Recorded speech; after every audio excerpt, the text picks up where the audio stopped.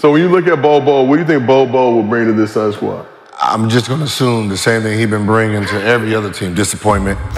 When Bol Bol was drafted in 2019, there was no question who the frontrunner for steal of the draft was, and it doesn't take a genius to see why. Bol Bol's production at the high school and collegiate level were to the levels completely unheard of, especially for a player that's the son of the tallest guy to ever lace them up. Coming into the league, there was really no question about his ability, because a 7'2" ball-handling center who's agile as all hell and knocks down 50% of his 3 balls checks every box you could possibly ask for. The problem that pushed his name down to the middle of the second round was the fear of a lack of availability.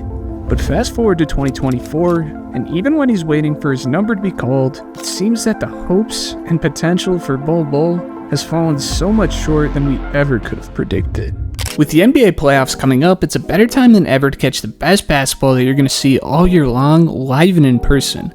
I know we all want to catch a game at the height of the season, but whether it be price, finding the time to get out, or the race to buy up seats before the next fan, it just never seems to work out. But with the Game Time Sports app, finding killer deals on seats is easier than ever. With views from the seats and all-in prices right in your face, they take the guesswork out of the ticketing process. I was able to catch my hometown Minnesota Gophers, and it couldn't have been a better experience.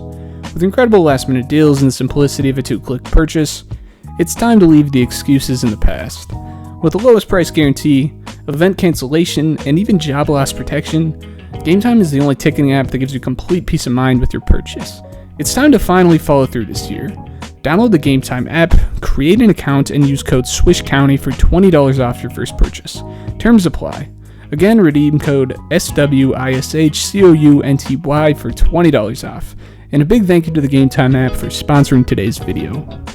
Like plenty of other kids, Bol Bol grew up just trying to be like his dad. Although Manute Bol's playing days were before Bol was born, by the time he was entering school, he began to figure out that his dad was quite the special guy. Not only standing at 7'7" did he clearly stand out physically, but after a 10-year career netting millions in the process, Manute would return to his home country of Sudan to help give back to the people of his community. Manute was an anomaly. As the only guy in league history to record more blocks than points, he had one of the most unique impacts on the floor that you'll ever see. But after being accused of being an American spy, he was forced to flee back to America. And this is where Bol Bol really began to pop up on the basketball scene. There was sure as hell no need for a DNA test for this guy. Standing at 6 feet tall at 10 years old, the second coming of the league's tallest player was balling out on kids in youth Kentucky basketball leagues. The only difference was, Bol Bol was way better than his dad.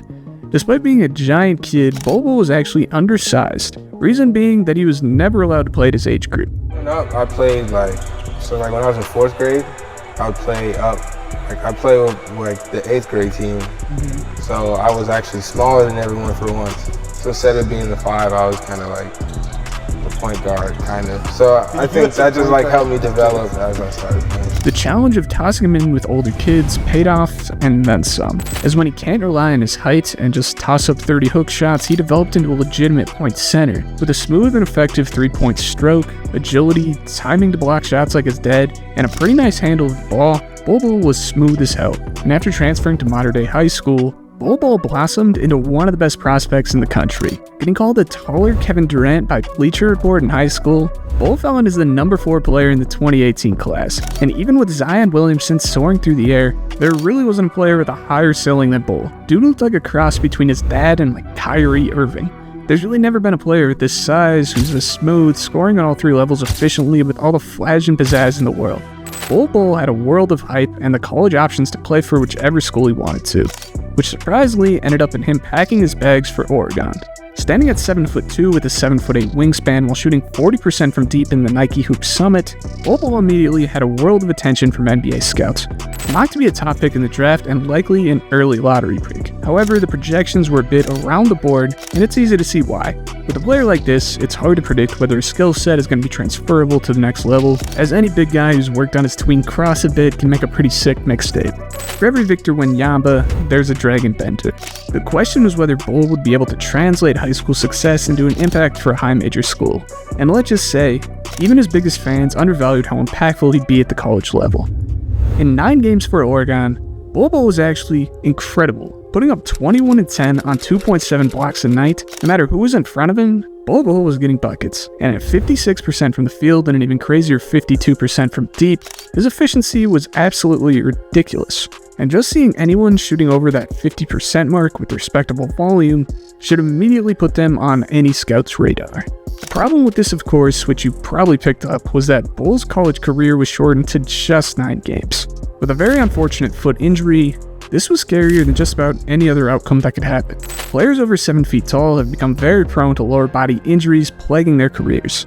Just one misstep and your unicorn can become a donkey. And due to the scares of his availability on the floor being limited in the future, as well as being a hurdle in his developmental path, the Bol Bol height train became less of a sure thing.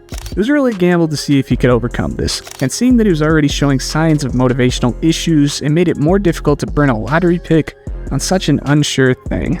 But at some point, the potential would be worth the risk. Bol Bol followed lottery projections to the mid to late first round. At some points, a team had to be willing to gamble.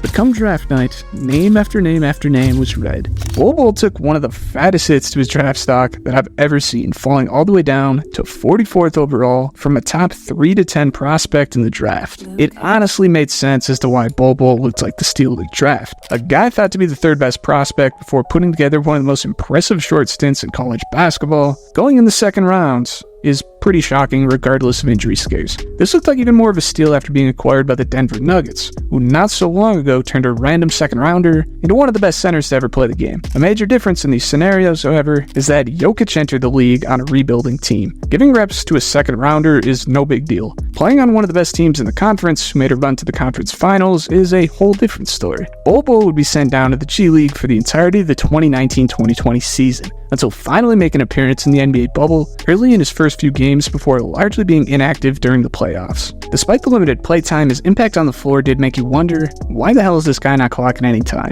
In 12 minutes a game, putting up just under 6 and 3 with a block on 50% from the field and 44% from deep, he showed flashes of why he's so highly regarded in the first place. The ongoing question as to why he was so underutilized was answered by Coach Mike Malone. The inconsistency in his play made him difficult to rely on as a team playing for a championship. The Denver Nuggets really had no time to worry about Bol Bol's development, playing just 5 minutes a game in 46 appearances over the next 2 years. His struggles to crack the rotation became a frustrating trend for Bol and fans alike. But as we look back in retrospect, it's easy to see why this is. Bol himself states that he certainly could have and should have worked a lot harder during his years with the Nuggets, feeding into the motivational issues that have been a cause for concern for years. The lack of efforts mixed with inconsistencies really made it a bad fit for the Nuggets team. Shooting just 43% from the field in 2021 and 25% from deep in 2022, the only aspect of his game that he could do every outing was come in and block shots, similar to his dad. But also similar to his dad, this didn't mean that they were a phenomenal defender, because when it came to situational awareness, sticking in front of your man,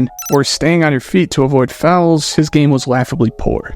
Mike Malone's utilization of Bol basically just came down to zoning up to funnel shots to the rim and utilizing his strength as a help defender. Despite all the talent, that was basically his role. Things flipped and flipped hard after Bol Bol was traded to the Orlando Magic in 2022. And playing for a garbage team who had the ability to chuck him into the starting lineup, Bol Bol absolutely shined. In 32 games starting for the Magic, Bol Bol would average a respectable 12 points, 7 boards, and 1.4 blocks on 58% from the field and 39% from deep. He started to revive the buzz on his NBA career, and although a 32-game run is a pretty good sample size, Bol Bol just couldn't keep it together. The next 33 games, Bol would collapse hard, falling to 16 minutes a game, putting up 6 and 4 on 47% from the field and 8% from 3 on 1.5 a game. Despite some major promise this year, his collapse was so damn bad that he would be waived by the Magic at the end of the year. Even a young team who doesn't quite know the direction yet knew enough to know that Bol Bol wasn't to be a part of it. What was it in that 33-game span that was such a red flag that it completely erased a 7'2", ball-handling, three-point shooting demigod? Well, the answer is pretty simple. What got Bol noticed in the first place was his flashy dribble moves, pull-up threes, and long, quick crossovers.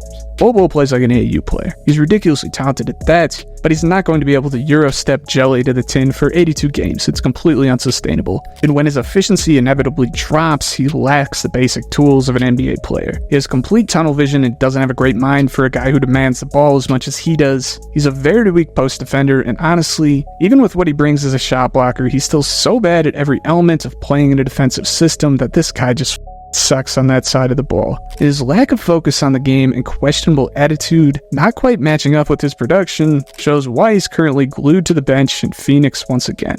Predicting the future of Bol Bol is really tough to do, because at the end of the day, he's still younger and more talented than most guys on your bench. And as he probably sees his window in the NBA shrinking quickly, he's more than likely going to learn to stick to the damn program to save his job. The odds are pretty bad for him right now, and in this era of mixtape culture becoming more prevalent than ever, there seems to be more and more players with similar shortcomings to him. At least Bol Bol can say he did a pretty good job filling the shoes of his pops, which cannot be said for the train wreck of Zaire Wade. Check out that video here if you missed it, and I'll see you boys in the next one. Peace out.